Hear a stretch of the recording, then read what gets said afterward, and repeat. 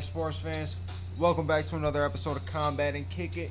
This is my preview, my breakdown for tomorrow night's matchup, middleweight matchup between Jared Cannonier and Kyle BORRALHO. Let's waste no time. Let's get right into it. Let's go.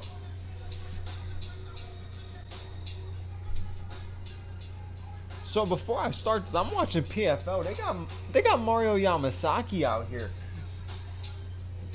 Be careful now. Be careful now, PFL. Welcome back to another episode of Combat and Kicking. And like I said, I am here to give a preview, my prediction, my breakdown for Jared Cannonier versus Kyle BORRALHO.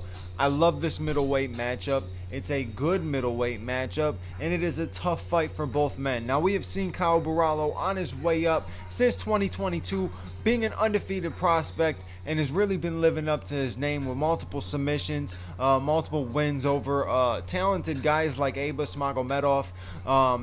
His last win was over Paul Craig. So he's got a lot of good wins. He's got tough wins. So he's kind of been tested, but not fully tested. And I feel like the perfect guy to test somebody and fully test them in that division is Jared Cannonier. I feel bad for Jared Cannonier because his last fight, coming off of that loss really wasn't his fault. I mean, it was a short stoppage, early stoppage from Jason Herzog. But this is his chance to redeem himself, show up, show out, show that he's the veteran, show that he's the better man in this fight. He's got a big opportunity. And it's one of those fights where it's almost a gatekeeper type of fight, right? Is if Jared Cannonier loses this fight, that's basically going to start to put him into that gatekeeper realm, and that's not what he was ever looking for. It's not what he wants. Obviously, he wants to be a champion, so hopefully he can get through Kyle BORRALHO. Not to say that if he wins that Kyle BORRALHO is the hype train derailed or anything like that. The man has showed that he is talented and skilled, so I think it's going to be a good fight, but I would have to lean towards Jared Cannonier getting this fight done if it goes past 2 or 3. We've seen Jared in 5-round fights multiple times. He has good cardio. He's powerful. He did get cracked on the jaw a little bit by Imavov, but in my opinion, I would say Imavov is a bit better, striker than Kyle BORRALHO. Obviously, the ground game of BORRALHO, he's going to be working to get this fight to the ground some way, somehow. But he's willing to get in there and trade. He's willing to get in there and get in exchanges to, proceed getting the takedown. You know what I mean? Like, that's what it is. And I think if he comes into this fight with a proper game plan to not rush things, to not pressure Jared off a rip, I think he could be smart. He's going to need the cardio to go 5 rounds because Jared Cannonier is a very difficult guy to actually get out of there, right? Without a short stoppage, Jared Cannonier was still in that fight. We've seen Jared Cannonier wobbled against Rob Whittaker, and he's ended up losing the fight, but he still was in the fight. He stayed in the fight even after getting rocked. So Jared Cannonier is a very tough guy. You got to let those fights kind of roll through, especially at the middleweight division. It's not one of those divisions where guys are getting sparked out like heavyweights. You don't have to worry that much. You don't have to put that much, stock into paying attention to that. You can give it a second to really confirm that, all right, he's about to go out. He can't fight back. There's no defense. There's nothing. So very tough for Jared Cannonier because, with the mix-ups that's going on in the division, right? A lot of mix-ups. Obviously, now we got Dricus who won this past weekend. But still a lot of mix-ups. You've had Izzy, Alex, Sean, Dricus. That's a crazy shakeup.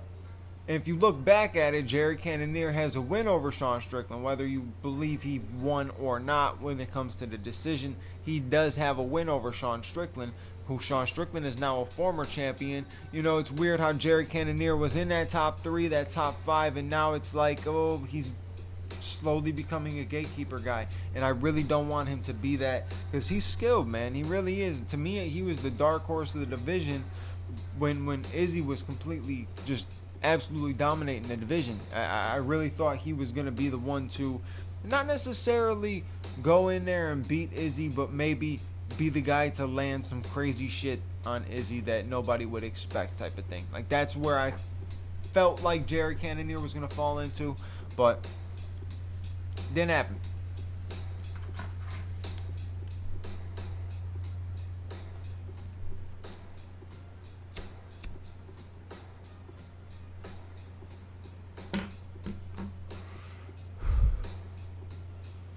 Where does this put both guys win-lose?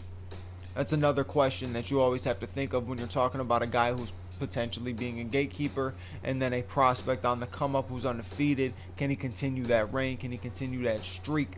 But when you look at it, what happens after this fight for each guy? Obviously, you're going to see Kyle BORRALHO get elevated to the next level if he gets a win over Jared Cannonier this weekend. For Jared Cannonier, different situation. If he loses, then he is in the status of gatekeeper, and you might see him sit out for a while, and then you're going to end up seeing him go up against guys that are on the come up that they want to, see if they can push to that next level quickly and make a big star. It's going to have to run through Jared Cannonier. That's going to end up being what it is. And matchup wise, like, you really can't come up with a crazy good matchup for Jared Cannonier if he loses this fight. For Kyle BORRALHO, you can figure out some different shit. You got a lot of fights coming up that are going to happen, but you got different shit. You got a lot of guys that are above him at that point. You have Brendan Allen you can mess with. You have Imavov you can mess with. You have Rob Whittaker, Hamzat, Sean Strickland. You have Izzy. You have a lot of different guys who potentially can bring in an exciting fight. So Kyle BORRALHO has much more options if he wins than Jared Cannonier does win, lose, or draw, right? If Jared wins, actually for Jared, if Jared wins, really, to think about it, with the way that the division is right now, if obviously Rob and Hamzat, if it falls through, one of them is going to end up being the #1 contender. If you see Jared win this fight, you can potentially put Jared up against a guy like Paulo Costa and have just an exciting fight. And the winner of that could be the guy who fights whoever was Dricus versus the winner of Rob and Hamzat. You know what I mean? Like, I think it could happen. I just want to make sure that Rob and Hamzat fight, because then you're really talking about a shakeup in the division, because now we can talk about that top 5 more. We can talk about the top 3 more. We can talk who's deserving of a title shot, everything like that. A lot of guys just keep winning, but who's putting on the impressive performances? Who's bringing the big wins? Who's doing it at the top level?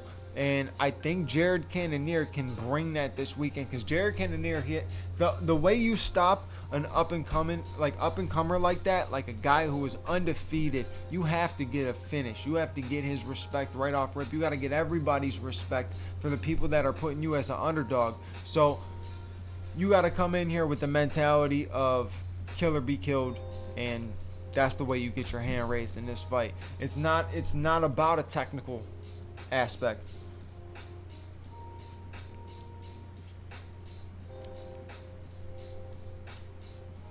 I mean, obviously there is technical stuff that you want to pay attention to. Like I said, Kyle BORRALHO has fantastic jiu-jitsu. Not that Jared Cannonier doesn't, but if Jared Cannonier can keep this fight on the feet, he'll have a much better time, and he has to pressure him to avoid getting taken down. I think pressuring him, staying in his face, actually giving him something to fight off the whole night would be a switch up to what other guys have given him in the recent fights.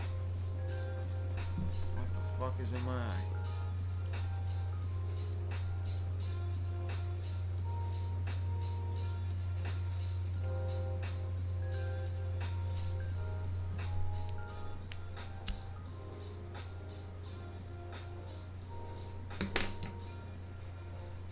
Keys to victory for both guys. Kyle BORRALHO, get to work early on the takedowns. Get the respect. Wear him out. End up getting a submission around three or four. Continuously keep taking them down. Hold them down. Get some good ground and pound in. And just make him work. That is one of the things you have to make Jared Cannonier work, and you can't allow him to work in the places that he is best at, which is striking. Like that is his home, that's his bread and butter. And if you're talking about that dirty striking, and I'm not talking about dirty in terms of like foul and stuff like that. I mean like getting gritty, getting right in the middle, getting in the pocket, slugging. He's not afraid to get in there and trade. So key to victory for Kyle BORRALHO is to work that jiu-jitsu. Bring that jiu-jitsu in. Get that jiu-jitsu going. That's your best bet.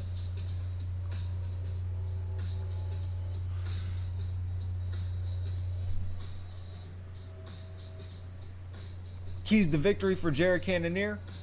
Pressure. Pressure, pressure, pressure. Stick behind the jab. Work the leg kicks. And be aggressive. That's as simple can be.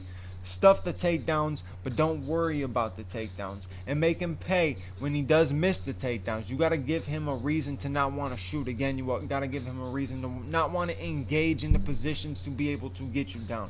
So Jared Cannonier needs to be very aggressive. He needs to work the leg kicks, jabs. Keep it simple, but be aggressive.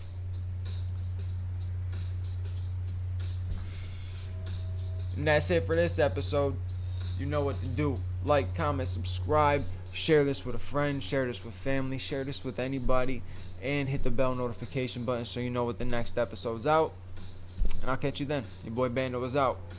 Peace.